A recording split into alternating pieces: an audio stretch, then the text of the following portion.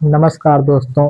आप सभी का एक बार फिर से अपने प्यारे सी YouTube channel student success secret पर स्वागत है। तो दोस्तों, कल हम लोगों ने जाना को प्राइम नंबर के बारे में, सह अभाज्य संख्या के बारे में। तो मैंने आपको बताया था कि यदि कोई दो या दो से अधिक संख्या के बीच का मतलब महत्तम समापवर्तक एक हो तो वह संख्या सह अभाज्य संख्या कहलाती है।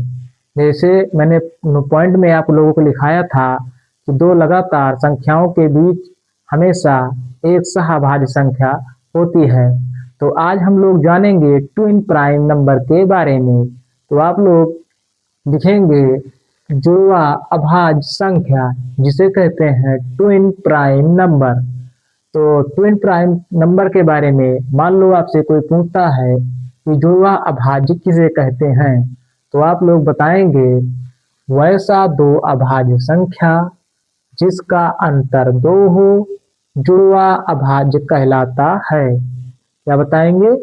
वैसा दो अभाज्य संख्या जिसका अंतर दो हो जुड़वा अभाज्य कहलाता है। तो पॉइंट में लिखेंगे, पॉइंट नंबर एक में नोट नंबर 1 डालेंगे और मान लो आपसे कोई ये पूछ लेता है कि 1 से 100 तक कुल कितनी जुड़वा अभाज्य संख्याएं हैं। क्या पूछता है कि 1 से 100 तक कुल कितनी जुड़वा अभाज्य संख्याएं हैं, तो आप लोग बताएंगे 8। कितनी है? 8, जिसमें से पहले नंबर पर आता है 3, 5, दूसरा 5, 7, तीसरा है 11, 13 और चौथा है 17, 19। चौथे नंबर पर आएगा 29, 31। पांचवा जुड़वा भाज्य है 31, 43। सातवां है 59, 61 और 8वें नंबर का जुड़वा भाज्य है 71, 73। तो इस तरह हम लोगों ने जाना कि 1 से 100 तक कुल 8 जुड़वा भाज्य संख्याएं होती है, जिसके बारे में मैंने आपको बताया। और नोट नंबर 2 में लिखेंगे 100 से 200 तक कुल 7 जुड़वा अभाज्य संख्याएं होती हैं। क्या लिखेंगे कि 100 से 200 तक कुल 7 जुड़वा अभाज्य संख्याएं होती हैं। नोट नंबर 3 में आप लोग लिखेंगे कि 3 अंकों का जुड़वा अभाज्य पूरी संख्या पद्धति में केवल एक बार आता है, और वो कौन सा है? 3, 5, 7। तो हम लोगों ने ये जाना कि पूरी संख्या पद्धति में 3 अंकों का जुड़वा अभाज्य केवल एक है, और वो है 3, 5, 7। तो इस तरह हम लोगों ने जाना जुड़वा अभाज्य संख्या के बारे में। तो आप लोग इसको नोट करेंगे। फिर हम जानते हैं त्रिकोणीय संख्या के बारे में। तो आप लोग इसे अपने कॉपी में नोट करेंगे। फिर हम आगे बढ़ते हैं। तो नोट करेंगे आप सभी।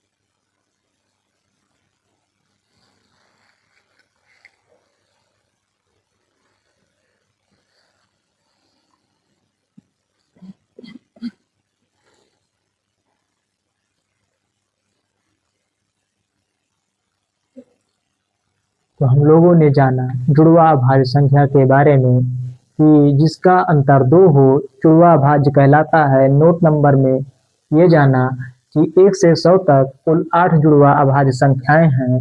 मैंने 8 को लिखाया। और नोट नंबर 2 में हमने ये जाना कि 100 से 200 तक कुल 7 जुड़वा अभाज्य संख्याएं हैं। और नोट नंबर 3 में ये जाना कि 3 अंकों का जुड़वा अभाज्य पूरी संख्या पद्धति में केवल 3, 5, 7 है। तो अगर आप सभी इसको नोट कर लिए हैं तो हम लोग आगे बढ़ते हैं और जानते हैं त्रिकोणीय संख्या के बारे में। तो आप लोग लिखेंगे आगे और हेडिंग डालेंगे। हेडिंग में क्या डालेंगे? लिखेंगे त्रिकोणीय संख्या। क्या लिखेंगे? त्रिकोणीय संख्या। त्रिकोणीय संख्या लिखेंगे आप सभी। त्रिकोणीय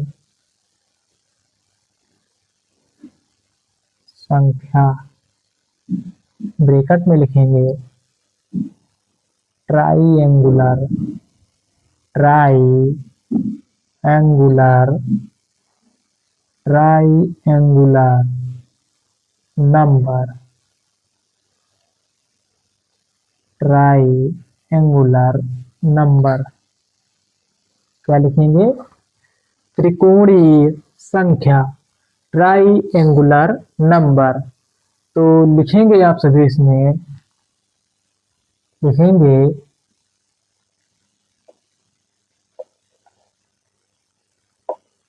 लगातार n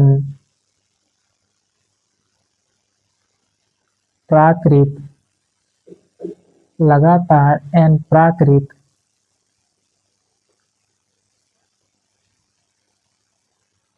संख्याओं का योग। लगातार n प्राकृत संख्याओं का योग एक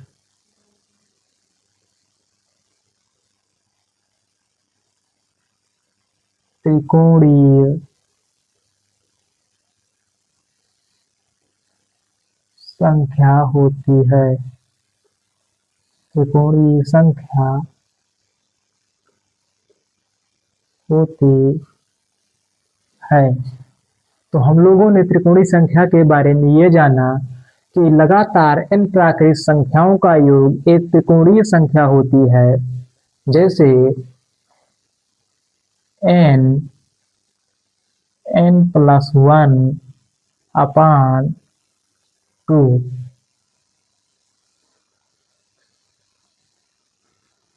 मान लो त्रिकोणीय संख्या आपसे कोई पूछता है तो जैसे मान लो एक त्रिभुज बनाएंगे, एक त्रिकोणीय संख्या हो गई। इसी तरह एक दूसरा त्रिभुज बनाएंगे और इसमें देखेंगे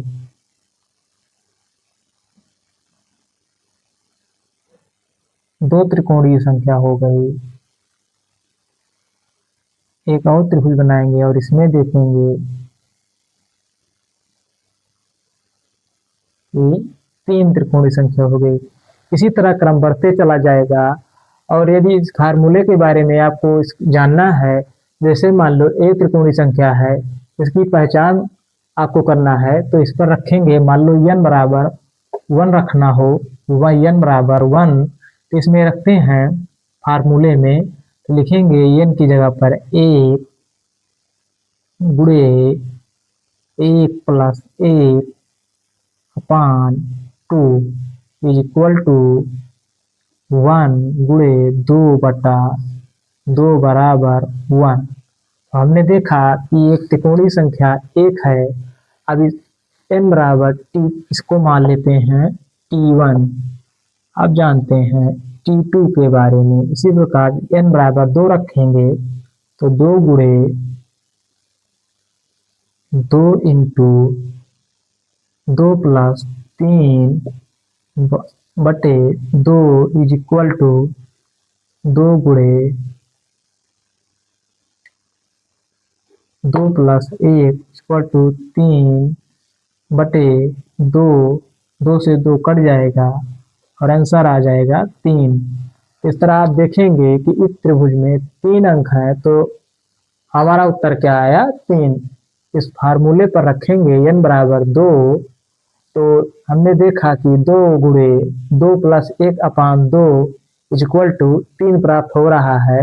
इसी तरह आपको कई सारे दिए रहेंगे तो आप लोग इस फार्मूले पर रखकर त्रिकोणीय संख्या के को निकाल सकते हैं। तो आप लोग इसे अपने कॉपी में नोट करेंगे और आगे जानते हैं इसके बारे में।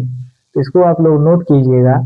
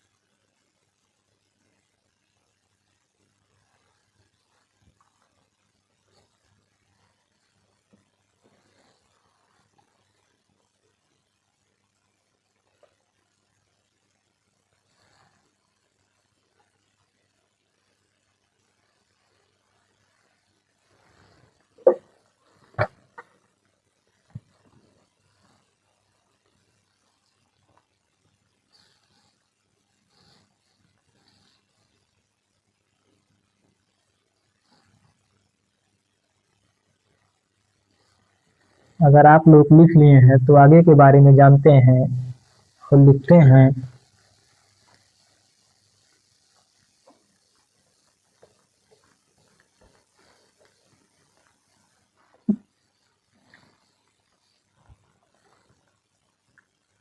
मान लो आपसे कोई पूछता है कि यह संख्या अभाज्य संख्या है कि नहीं है तो कैसे आप लोग पहचान करेंगे। तो आइए उसके बारे में हम लोग जानते हैं और लिखेंगे। कोई भी संख्या पॉइंट में लिखेंगे। कोई भी संख्या कोई भी संख्या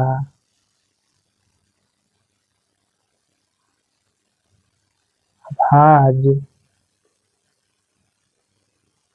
संख्या है कि नहीं। कोई भी संख्या अभाज्य संख्या है कि नहीं, उस संख्या के उस संख्या के कोई भी संख्या अभाज्य संख्या है कि नहीं, उस संख्या के लगभग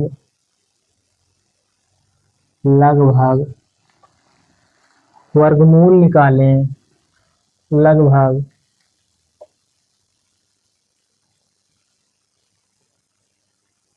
वर्गमूल निकालें तथा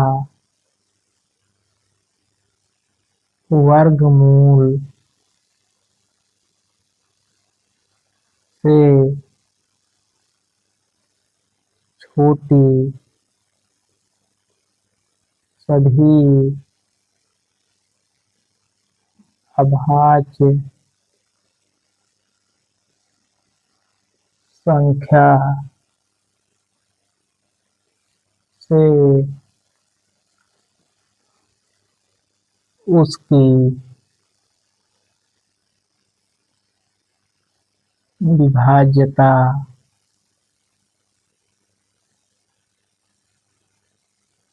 जांचे। विभाज्यता जांचे। अगर किसी भी संख्या अगर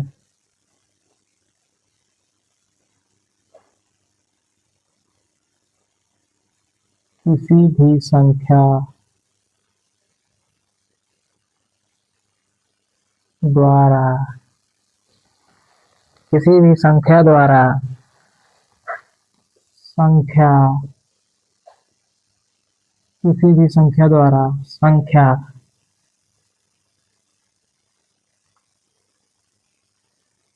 विभाज्य ना हो तो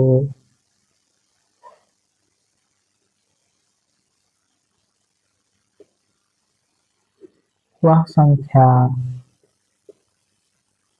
एक अभाज्य संख्या होगी। वह संख्या एक अभाज्य संख्या होगी। तो हमने क्या जाना कि अगर कोई संख्या अभाज्य संख्या है कि नहीं, तो उस संख्या के लगभग वर्गमूल निकालेंगे और वर्गमूल से छोटी सभी अभाज्य संख्याओं से उस संख्या को विभाजित करेंगे।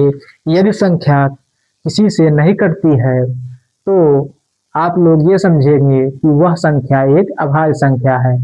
जैसे आप लोग देखेंगे 193 देखेंगे 193 बराबर 193। ये 193 किस संख्या के वर्ग के लगभग आ रहा है? आप लोग देखेंगे 14 14 हमने 196 कितना होता है? 14 14 हमने 14 का स्क्वायर 196। तो इसके लगभग देखेंगे 14। उसके बाद देखेंगे 14 से छोटी कितनी अभाज्य संख्याएं हैं? पहली अभाज्य संख्या है 13, दूसरी है 11, इसके बाद है 7, फिर है 5, उसके बाद है 3, उसके बाद है 2। इसी प्रकार एक और संख्या लेते हैं। जैसे मान लो एक संख्या है 221। 221 221 किस संख्या के वर्ग के लगभग है? तो आप लोगों को याद होगा कि 14 का स्क्वायर 196 होता है और 15 का स्क्वायर 225 होता है। तो ये 225 के लगभग है। चाहे आप 14 का स्क्वायर कहीं देखेंगे या फिर आप 15 लेंगे तो आप सभी को ज़्यादा बेटर रहेगा, क्योंकि उस संख्या के ज़्यादा नज़दीक है। तो आप लोग 15 के लगभग लेंगे। 15 का स्क्वायर। 15 से छोटी सभी अभाज्य संख्याएं कौन कौन सी है? पहले नंबर की संख्या है 13, दूसरी है 11, तीसरी है 7, चौथी है 5, उसके बाद है 3, उसके बाद है 2। तो हमने ये देखा कि इस संख्या को मतलब इस संख्या के अंतर्गत उस संख्या का वर्गमूल निकालेंगे जो इसके आसपास में हो। तो हमने देखा कि 14 के आसपास 193 है और 15 के आसपास 221 है। उसके नीचे की सभी अभाज्य संख्याओं को लिखा।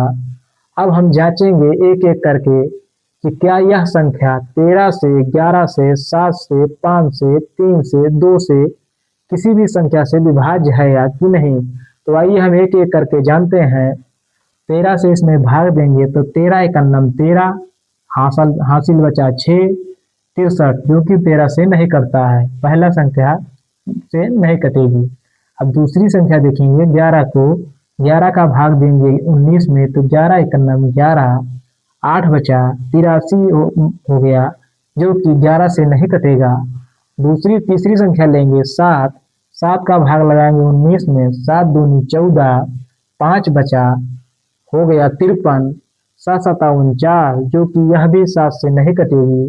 अब हम जांचेंगे 5 से।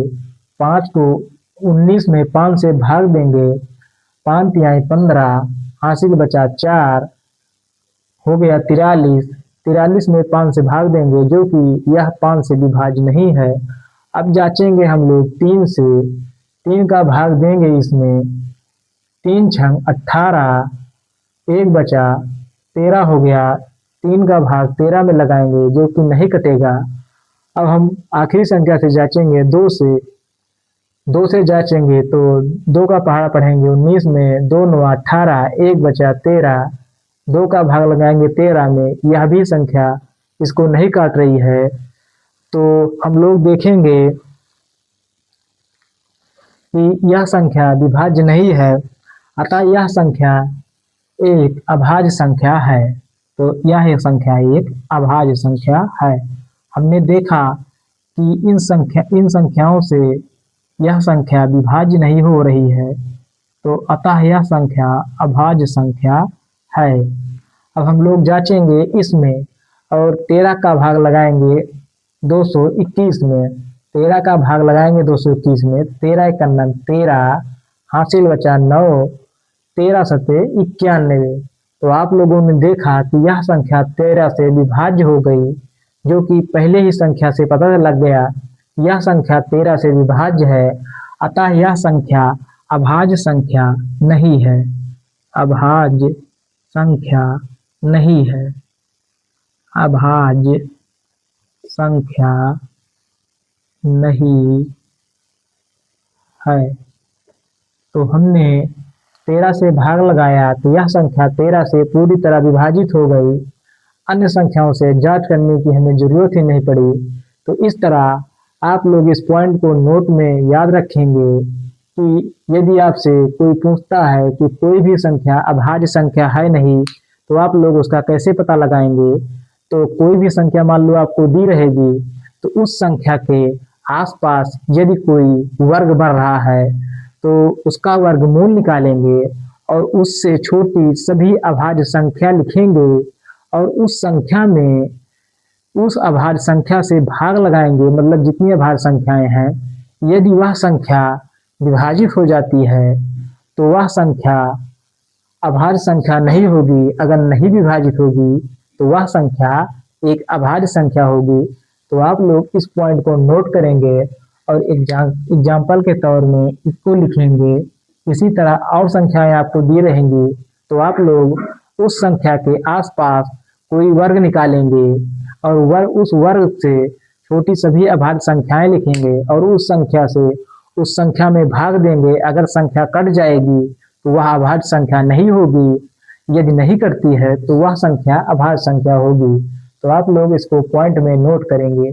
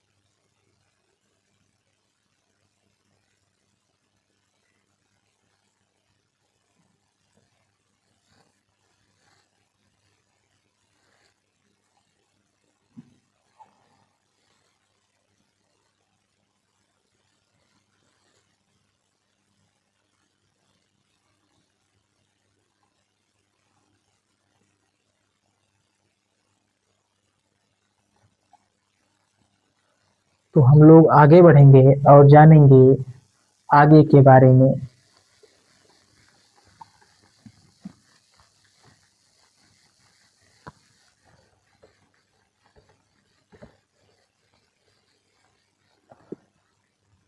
तो इस तरह हम लोगों ने सह अभाज्य संख्या के बारे में जाना और जुड़वा अभाज्य संख्या के बारे में जाना।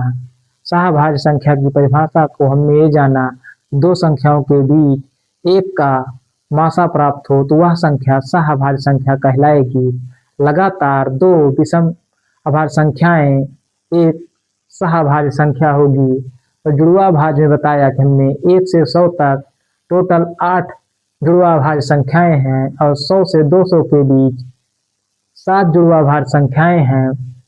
और हमने आपको ये बताया कि 3 जुड़वा अभाज्य संख्याएं पूरे संख्या पद्धति में केवल एक है, 3, 5, 7। और आगे हमने आपको ये बताया कि यदि आपसे कोई पूछ लेता है कि यह मान लो आपको 4 संख्या दे देगा या 2, 3, 4 जितना भी रहेंगी, ये आपसे पूछेगा ये संख्याएं जुड़वा कौन कौन सी संख्याएं, जुड़वा कौन कौन सी संख्याएं सह अभाज्य संख्या है, तो आप लोग क्या बताएंगे? हमने आपको बताया कि कौन कौन सी संख्याएं अभाज्य हैं और कौन कौन सी संख्याएं अभाज्य नहीं हैं। मैंने आपको बताया। अब आप लोग पॉइंट में लिखेंगे और नोट करेंगे अपने कॉपी में। पॉइंट नंबर 1 में लिखेंगे 1 से 100 तक, 1 से 100 तक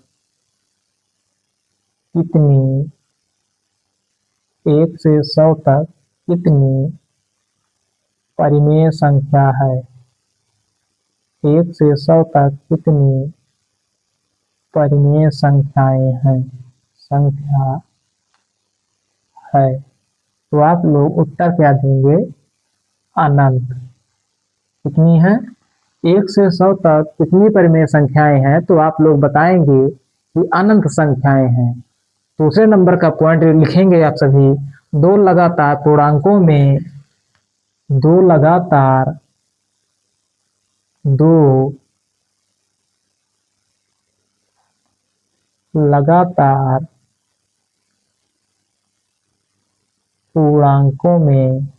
लगातार पूर्णांकों में एक सम संख्या है, एक सम संख्या है। तो नंबर 2 में आप लोग क्या लिखेंगे कि दो लगातार पूर्णांकों में एक सम संख्या है। तो तीसरे नंबर का पॉइंट हम लोग लिखेंगे विषम पूर्णांक का वर्ग। लिखेंगे आप सभी विषम पूर्णांक का विषम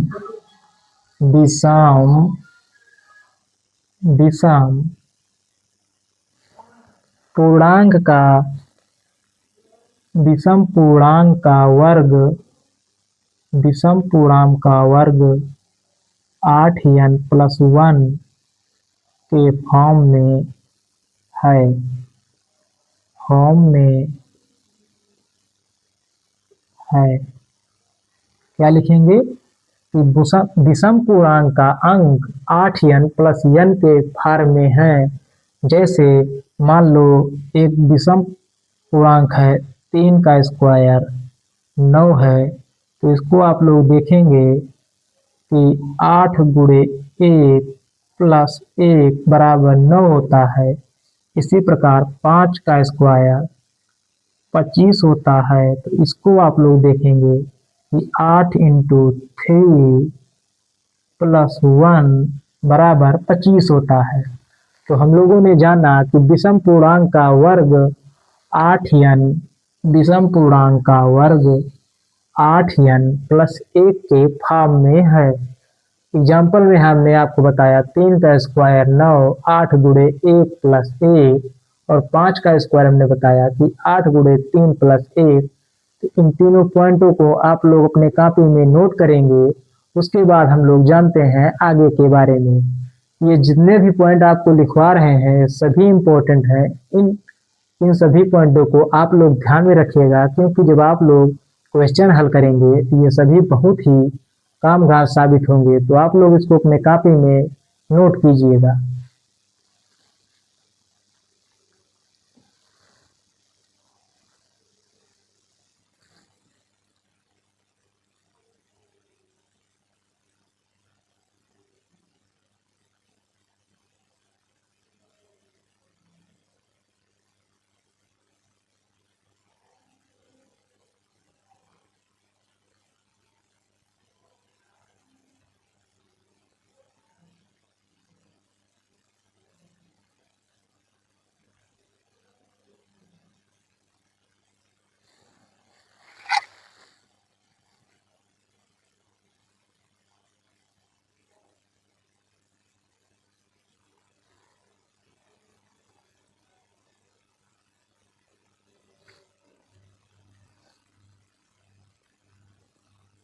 तो आइए हम लोग एक क्वेश्चन लिखते हैं। तो लिखेंगे आप सभी, जो अभी तक मैंने आपको पढ़ाया था आपने हमने आपको अभाज्य संख्या और सहाभाज्य संख्या के बारे में। तो उसी से हम एक आपको क्वेश्चन दे रहे हैं, आप लोग उसको हल कीजिएगा। तो लिखेंगे आप सभी 0 से 50 तक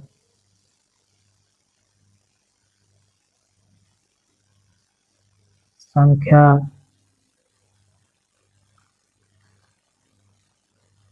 यम है तथा 50 से 100 तक संख्या n है, संख्या n है।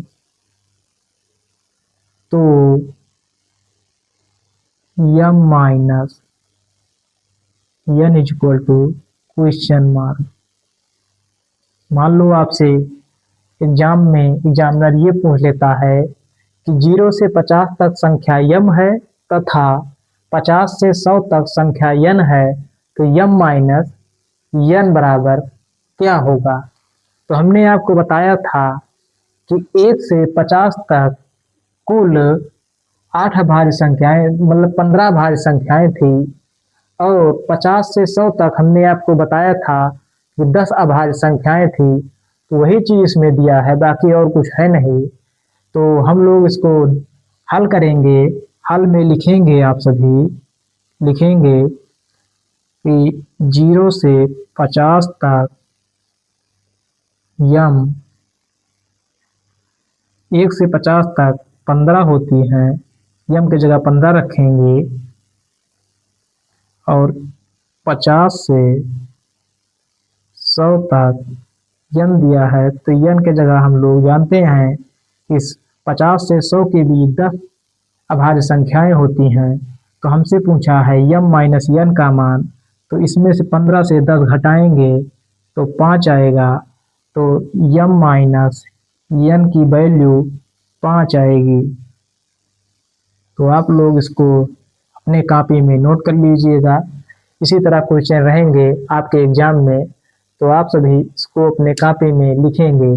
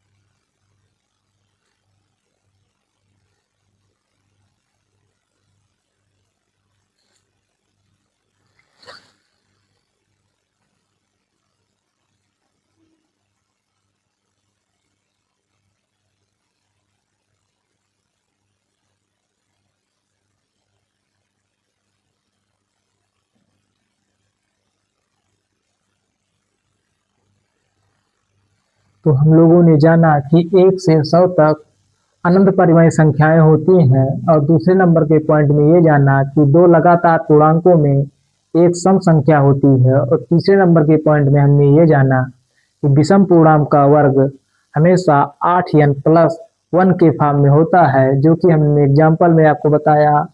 और हमने आपको एक क्वेश्चन भी बताया कि 0 से 50 तक संख्या m दी है तथा 50 से 100 तक संख्या n है, तो m माइनस n बराबर क्या होगा। तो आप लोगों ने देखा कि हल में हमने आपको बताया कि 1 से 50 तक हमने आपको लिखाया भी था कि 1 से 50 तक कुल 15 अभाज्य संख्याएं होती हैं तथा 50 से 100 तक कुल 10 अभाज्य संख्याएं होती हैं। तो हमसे m माइनस n की वैल्यू पूछ रहा है, तो 15 में से 10 को हटा देंगे तो m माइनस n की वैल्यू 5 आ जाएगी।